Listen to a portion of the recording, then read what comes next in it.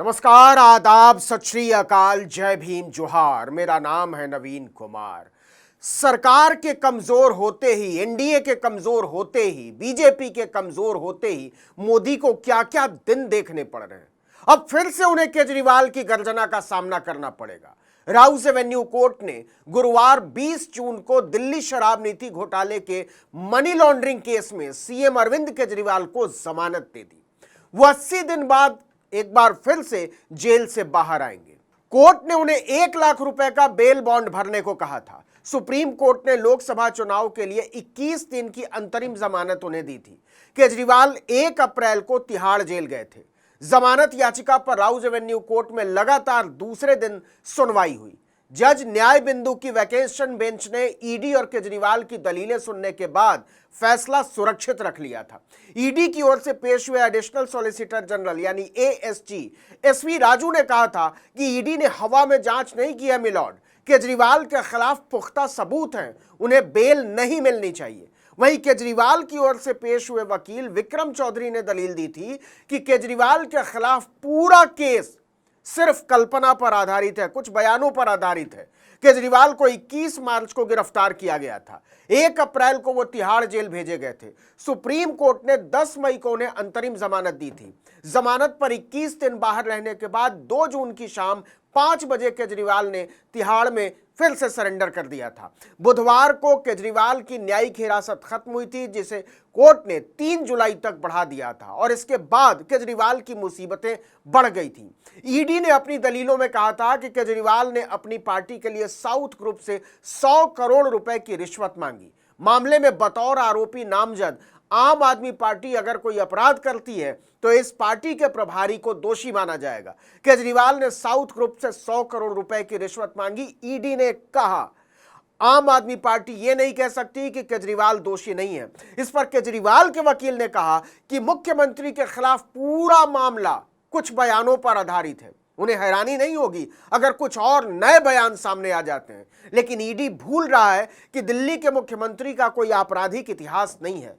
ये बयान उन लोगों के हैं जिन्होंने खुद को दोषी माना है। मतलब वे लोग संत तो नहीं है। कम से कम ऐसा लगता है कि इनमें से कुछ को गिरफ्तार किया गया और जमानत देने का वादा करके उनसे जबरदस्ती बयान दिलवाए गए। आपको बता दें कि केजरीवाल ने कोर्ट से स्वास्थ्य जांच के दौरान पत्नी की मौजूदगी की भी मांग की थी। इस पर याचिका लगाई गई थी। इस पर भी कोर्ट में सुनवाई हुई। चौधरी ने कहा कि इस मामले में कोई पक्षपात नहीं होना चाहिए। जब भी कोई अस्पताल में भर्ती होता है तो उसकी पत्नी या कोई तीमारदार उसको साथ जाने की अनुमति होती है। इसके बाद कोर्ट ने पूछा था कि जेल के अधिकारियों का मामले को लेकर क्या कहना है। इस पर केजरीवाल के वकील विवेक जैन ने बताया था कि जेल अधिकारी कह रहे हैं कि केजरीवाल को जेल के बाहर नहीं ले जाया जा रहा है, इसलिए पत्नी उनके साथ नहीं रह सकती। लेकिन मेडिकल जांच करने वाले डॉक्टर तो बाहर से ही आ रहे हैं, ऐसे में पत्नी के साथ रहने से रोकने का क्या तुक है। देखिए कि लोकसभा चुनाव प्रचार के बाद केजरीवाल ने 2 जून को सरेंडर करने से पहले आम आदमी पार्टी के कार्यकर्ताओं को संबोधित किया था। उन्होंने कहा था कि मैं देश को बचाने के लिए जेल जा रहा हूं, मुझे नहीं पता कब वापस आऊंगा, वहां मेरे साथ क्या क्या होगा मुझे नहीं पता। सुप्रीम कोर्ट ने मुझे चुनाव प्रचार के लिए 21 दिनों की जमानत दी थी और आज मैं फिर से तिहाड़ जेल जा रहा हूं। मैंने इन 21 दिनों में 1 मिनट भी बर्बाद नहीं किया है। इसके बाद उन्होंने कहा था कि मैं फिर से जेल जा रहा हूं क्योंकि मैंने तानाशाही के खिलाफ आवाज उठाई है। आपको बता दें कि केजरीवाल 10 मई को 39 दिन बाद तिहाड़ जेल से बाहर आए थे। ईडी ने उन्हें 21 मार्च को गिरफ्तार किया था। इसके पहले जांच एजेंसी उन्हें 9 सम्मन भेज चुकी थी। हालांकि केजरीवाल एक बार भी पूछताछ के लिए जांच एजेंसी के सामने पेश नहीं हुए थे। मतलब नई संसद का सत्र शुरू होने से पहले ही दिल्ली की राजनीति में जबरदस्त वाला भूचाल आ गया है। मोदी के खिलाफ कई मोर्चे अपने आप खुलते चले जा रहे हैं। उनके खिलाफ आवाजें मुखर होती जा रही हैं। जरा सोच कर देखिए कि संसद का सत्र शुरू हो रहा है और केजरीवाल, राहुल गांधी, प्रियंका गांधी, अखिलेश यादव, तेजस्वी यादव एक साथ मोदी को तानाशाह बोल रहे हों, भ्रष्टाचारी बोल रहे हों, अत्याचारी बोल रहे हैं। क्योंकि नीट और नेट की परीक्षा पर बुरी तरह घिरे नरेंद्र मोदी तीसरी सत्ता का आगाज करने से पहले ही मुश्किल महसूस कर रहे हैं और अब तो केजरीवाल भी चिल्लाने के लिए बाहर निकल आए हैं। हालांकि केजरीवाल को इस बात का अफसोस जरूर रहेगा कि दिल्ली के चुनाव में, लोकसभा चुनाव में 7 में से एक भी सीट न खुद जीत पाए और न ही कांग्रेस जीत पाई। केजरीवाल को इस बात का भी अफसोस होगा कि पंजाब में लोकसभा चुनाव में उनकी पार्टी की दुर्गति हुई है, लेकिन जिस तरीके से वो बाहर आए हैं, अचानक से बाहर आए हैं, उम्मीद खत्म होते हुए दिखने के बाद भी बाहर आए हैं, ये नरेंद्र मोदी के लिए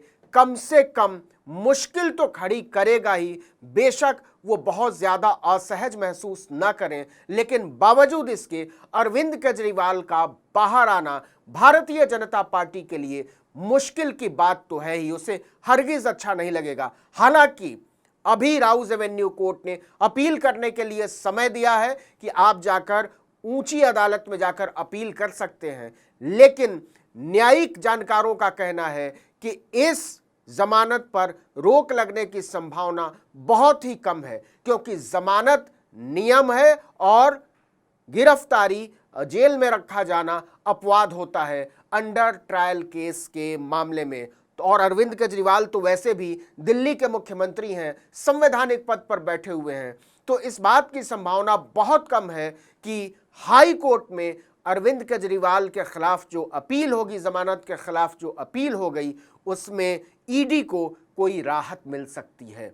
तो अरविंद केजरीवाल का बाहर आना इंडिया गठबंधन के लिए जहां एक बहुत बड़ी खबर है, राहत की खबर है, वहीं एनडीए के लिए ये मुश्किलों वाली खबर है। लेकिन अब यहां से आगे का सवाल है कि हेमंत सोरेन कब छूटेंगे। देखिए कि अरविंद केजरीवाल से पहले हेमंत सोरेन को जेल में डाला गया था और अरविंद केजरीवाल को चुनाव प्रचार के लिए भी 21 दिन के लिए छोड़ दिया गया, लेकिन हेमंत सोरेन को उन्हीं दलीलों के आधार के बावजूद न तो चुनाव प्रचार के लिए छोड़ा गया और न ही उन्हें अभी तक जमानत मिली है। लेकिन अरविंद केजरीवाल की जमानत से हेमंत सोरेन की जमानत की उम्मीदें कुछ जरूर बढ़ी होंगी, लेकिन अभी भी झारखंड में हेमंत सोरेन के बाहर आने की कोई स्थिति नजर नहीं आ रही है। लेकिन अरविंद केजरीवाल का बाहर आना नरेंद्र मोदी के लिए एक मुश्किल खड़ी करने वाली बात है, क्योंकि अरविंद केजरीवाल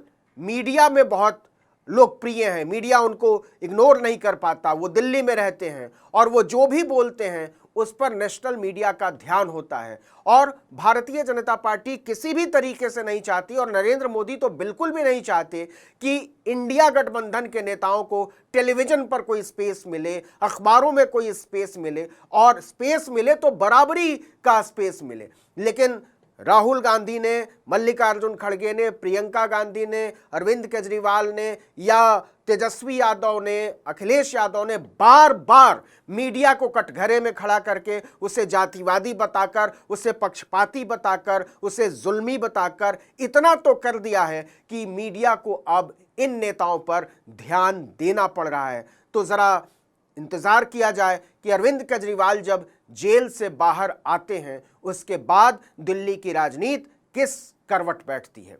इस वीडियो में इतना ही, लेकिन अगर आपने आर्टिकल 19 इंडिया को अब तक सब्सक्राइब नहीं किया है तो फौरन कर दीजिए, बेल आइकॉन दबाइए, घंटी जैसी आकृति, लाइक कीजिए और कमेंट करके बताइए हमारा वीडियो आपको कैसा लगा। हमारा ट्विटर हैंडल है article19_India और मेरा ट्विटर हैंडल है नवीन जर्नलिस्ट। नमस्कार।